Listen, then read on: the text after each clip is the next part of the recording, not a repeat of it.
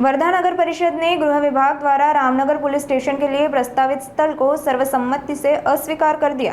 प्रस्ताव विशेष सूची में शामिल था, लेकिन शहर के बढ़ते विस्तार और आबादी को देखते हुए उपलब्ध जगह अपर्याप्त पाई गई।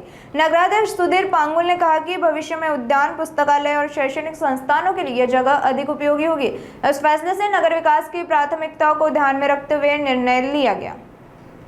आज वर्धा रामनगर पोलीस स्टेशनच्या जो परिसर आहे त्या जागेची आम्हाला रितसर मागणी झाली होती आणि त्या अनुषंगाने आमचा विषय सूचीमध्ये तो विषयसुद्धा होता। पण वर्धा शहराचा आवाका वाढताना, वर्धा शहराची आज लोकसंख्या वाढत असताना आमच्या म्युनिसिपल काउन्सिलकडे जागा फार कमी आहे आणि अशा वेळेस मोक्याच्या जागा त्यांना देऊन देणं आणि येणाऱ्या काळामध्ये उद्यान आहे, वाचनालय आहे, शैक्षणिक संकुल आहे, हे उभे करण्यासाठी आम्हाला जे भविष्यामध्ये गरज पडेल अशा वेळेस आम्ही आमच्या जागा विकून मग येणाऱ्या भविष्यामधल्या मुलांना, युवकांना, विद्यार्थ्यांना यांच्यासाठी योग्य नियोजन करू शकणार नाही। पहिलेच आमच्याकडे जागा फार कमी आहे।